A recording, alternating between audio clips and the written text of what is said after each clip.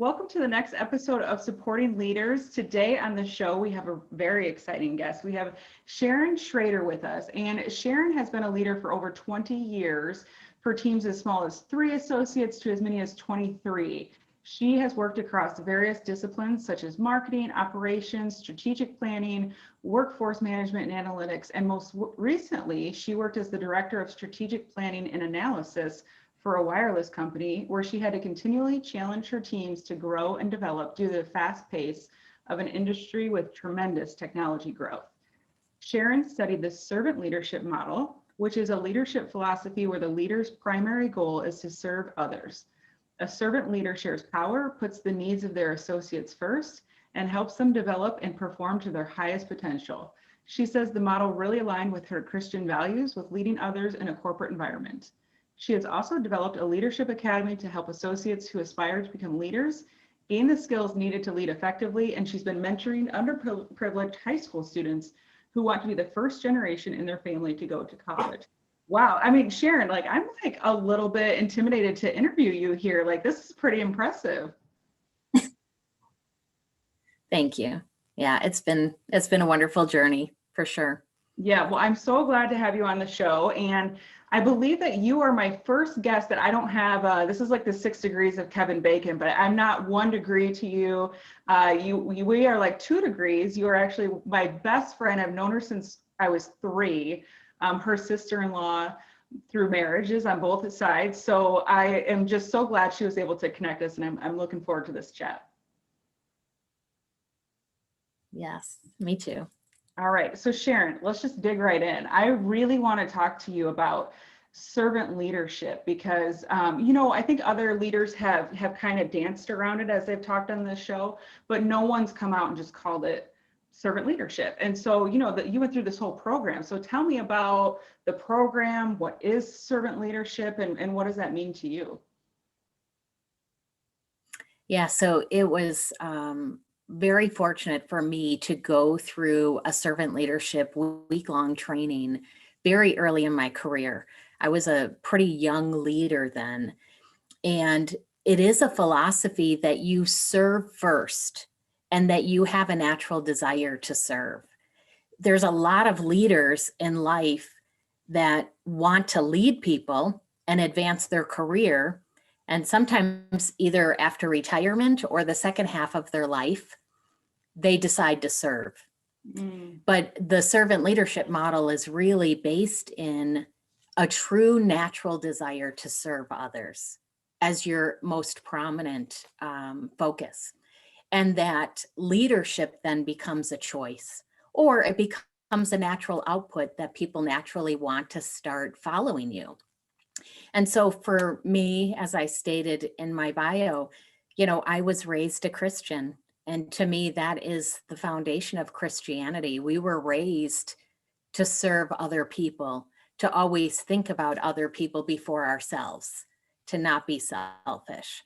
So for me, it was so enlightening and so wonderful that I didn't have to have this personal life and then put a different hat on when I walked into the office and try to be somebody different. I could be myself. And it really focused on, to be an effective leader, you needed to care for people.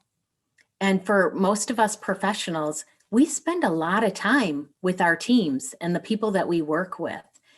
And if I'm going to invest that much time and energy in people, I want to care about them. I'm naturally going to care about them because I'm investing a lot of myself in them. And so it was a great experience for us. And all of the leaders went through this training program. So for us as an organization, I think it was a great business model because we were serving our customers. We weren't trying to just sell our products and services. We really put the needs of the customer at the center of every conversation. So, we used to talk, when you go into a meeting, check your ego at the door. This isn't your agenda. It's not my agenda. We all entered a meeting with the customer and their need at the center of our conversations. So collaboration thrived, trust and respect thrived. We didn't have hidden agendas. And so when you're working cross-functionally as a team like that, it enables you to also lead your direct team that way. And the goal was really trying to bring out the best in them. So it was a fantastic environment to work in, and just a model that it just comes so natural to me. I couldn't imagine doing anything else. Yeah. Well, when you're talking, I'm thinking, sign me up for leadership. Like everyone, why wouldn't anyone want to like go out and be a leader? What a mighty mission to serve. But we know that it's not easy sometimes, and listening to you talk too, like, gosh, like people are checking their egos at the door. There's collaboration, there's trust. Like this is so idyllic. So I'm curious to hear from you, like, with that Christian background and that servant heart, when things get tough, when those difficult conversations come up, when there's underperformance issues, how do you remain in that place of being a servant leader? Yeah, that's a great question. And I think some people have probably heard of the iceberg analogy, where oftentimes you see what's above the water. So when somebody's underperforming, that's the obvious. Something's not right. They're not doing what they need to. And so for me, part of servant leadership and really caring for people and wanting the best for them is to sometimes try to understand what's below the surface that you don't see. Oftentimes, if somebody's not performing well, they've got a sick kid at home, or they've got a parent that they're trying to take care of. There's something else potentially going on in their life that, as leaders, we often think that's taboo. I shouldn't know anything personal about you. But the reality is, we can't turn off our personal lives when we walk in the door. We bring whatever baggage is happening in our lives with us. And so it's important to try to assess what's going on and really, I used to tell people, this probably isn't as politically correct, but I used to say, people don't wake up in the morning wanting to suck. Yes, yes. People genuinely wake up every morning and want to do great things. We all aspire to be at our best. And if we're having an off day, either you need clearer direction. I don't know what's expected of me. I don't know exactly what you want, so I'm not delivering on it because I'm unclear. I don't know how. I need help. I need training. And I may be uncomfortable being vulnerable and telling you, I don't know what I'm doing, so I'm not doing it well. Or I've got something going on personally that I'm trying to manage myself effectively, but I'm probably not doing a good job today. And That's, so, yeah. to me, it really is believing in people and believing everybody wants to be successful and everybody wants to deliver their best. There certainly are some challenges. I talk a lot with my team about, we're not victims, especially, all of us living in America. There's not victims here. And part of my leadership style is also empowerment. I want to empower my people and let them feel like they can create the change that they want. And the servant leadership model says the true test of effective leadership is, are the people getting wiser and more autonomous because of your service to them? Ooh. And so, are they growing? Are they flourishing? And so when you state that intention that you want for someone, I think even sometimes when you have to deliver a tough message, they know that it comes from a good place. They know that you want the best for them and you're having the hard conversation. It's tough love. Yeah, that's so good. So, as you talk about empowering others, having them maybe sometimes have those tough conversations, but they know it comes from a good place, tough love. Um, Can you have that like day one as a leader in an organization, leading a group of people, or does that take some time to develop? Well, it's really interesting. One of the activities that I did during this week-long training was an exercise called a journey line. And what you do is plot out all the major milestones in your personal life from the earliest childhood memory you have. So I had to reflect on, you know, 25, 30 years of existence and like what shaped me, what made me the way I am today, what were my life events that affected me. And it was through that activity that I recalled my very first real job in high school. I got to leave school early because I was in an honors study program. And so I got to leave and I worked at a photography studio. I wanted to be a photographer as a profession when I was younger. And I ran this retail storefront. Some of us that are older might remember processing 35 millimeter film before digital.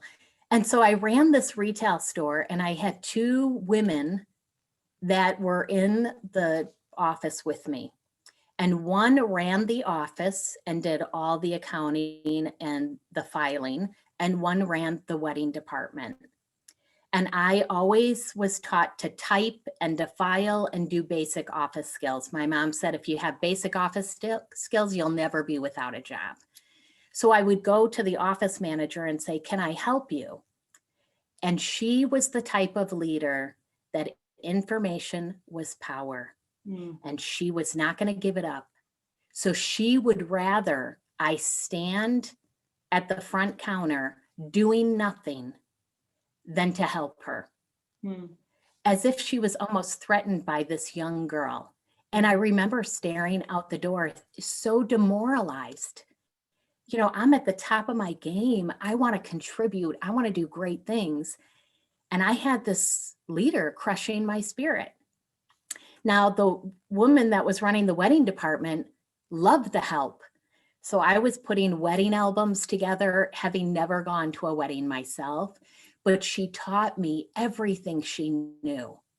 And I realized during this journey line activity, I made a subconscious decision at the age of 16, decades before I would ever be a leader of people, that empowerment was so important to me, that I would share any knowledge I had with anybody, a direct report or a peer.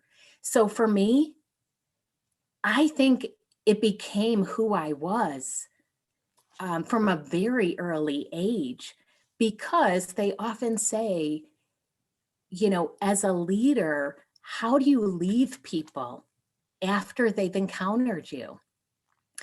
Are people happier when you enter a room, or are they happier when you leave the room? And so for me, I always wanted to have a positive impact on people. And so I think for me, that leadership style was just embedded in me through life experiences. Wow, thank you for sharing that story. As you're talking, I'm like, I'd like to do that myself, because I really, yes, there's definitely moments in my life that led me to become a teacher. And then there's moments in my life that led me to want to be in leadership. And it's interesting too, I'm curious if you feel this way, but as I'm talking to female leaders, I feel like they have all had a deep passion for bringing up other women. I mean, bringing up other people, but very specifically, I think they really are passionate about supporting other women. Do you find that to be true as well?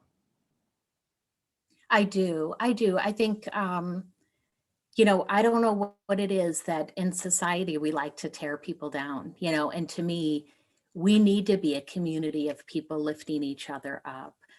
I think it goes across both, but I think women really do need to support each other. I think we probably tend to be a little bit more emotional. And so things that are said matter. Yes, yes. Well, I want to switch gears and talk about this leadership academy. So it was just briefly mentioned in your bio, but tell me more about what the leadership academy is, how that came to be, and some of the things that people learn in the academy. Yeah, so that was something that we had a lot of what we call individual contributors, and they aspired to be leaders. And many people younger in their career that think about leadership think, oh my gosh, if I want to be a leader, that must mean I have to work 10 more hours a week to fit that in. And leadership is scary. They worry about the conversations you have to have. And they think that there's some things, hidden behind a curtain, like it's some kind of secret club, and they don't really know what it's about. So the program was really first and foremost, in order to lead somebody else, you have to be able to lead yourself. Yes. So you have to know who you are and what do you stand for. So we started with a lot of self-reflection, and we would have them do this journey line activity. We also talked about communication. Effective communication is a core skill that you need in every role and every relationship. So if you're going to build, a team, you want to have effective communication. We would do private coaching sessions. So we'd give them a scenario and we would role play, and we would talk about what is the process within the organization if somebody's not performing well, and really exposing our HR processes, which they so appreciated. They didn't realize how much leaders actually invest in wanting you to be successful. Nobody wants to fire somebody. Yeah. Nobody wants to let somebody go. And it costs money to hire somebody else. And so it is much easier to try to help somebody be successful than it is to try to recruit a replacement. So we talked about that. We taught presentation skills because as a leader, you're often in front of other people. So it was a great format. We did small cohorts of 10 people because we wanted a very safe environment to practice and to learn in a smaller group setting so that people could be vulnerable. Because I feel like the best leaders are the ones that are authentic and are vulnerable and can show all sides of them. For me, it's been so helpful because I have things that I'm good at and I have things that I'm not good at. So for me, telling my team, just because I'm a leader doesn't mean I have all the answers. So I try to understand, what does my team have to offer and what can I learn from them? And then in turn, what can I teach them? Yeah, what a fantastic opportunity for those people who went through that leadership academy. I'm just thinking like that's like equivalent to like a college courses, like how exciting. So you mentioned strengths, and we had talked previous to the show about Gallup's Strength Finder. You and I both, really like that. So if you remember them, what's your top strengths, and then how does that play into your leadership? Yeah, so my top strength is maximizer, which is about good to great. And to me, this kind of ongoing process of development and always getting better and striving to be better myself as a person and bringing out the best of others, I think is a lot of my maximizer strength. You also learn, what does your strength look like when overused? And so for me, a maximizer overused is perfectionism. Mm. Nothing is ever good enough, and I'm always striving for perfection. And as I did my journey line and I was learning about my strengths, my mother shared with me that when I was 5 years old, first day of school, she drops me off and I say, Mom, I don't know math. And she says, yes, Sharon, you're not supposed to know math. That's why you're going to school. But she said, I was a perfectionist at the age of 5. Wow. And so what I love about now discover your strengths is these are things that you develop in childhood. Your strengths are somewhat determined by the time you're 10. So they're your natural gifts. They're the things that you have naturally developed.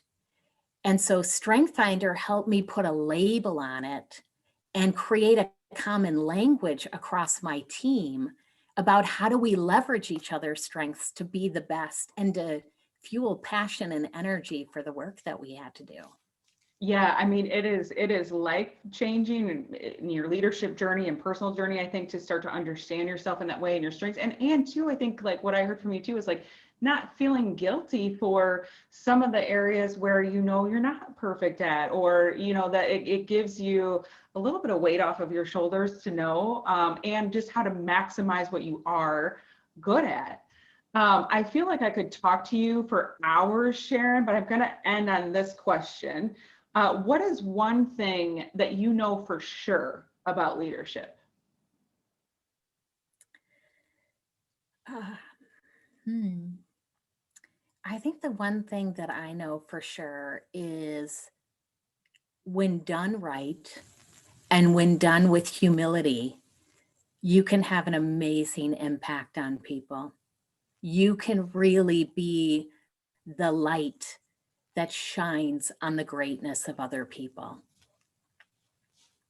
Wow, what an incredible way to end this interview. Sharon, I can't wait for other people to listen to this because I find you to be so incredibly inspiring. You've accomplished so much in your leadership journey. And again, without ever having met you personally, I just know that you've impacted people. And I know my bestie, Nikki, is impressed with you and your leadership. So I just appreciate you so much coming on the show and sharing with us, Sharon.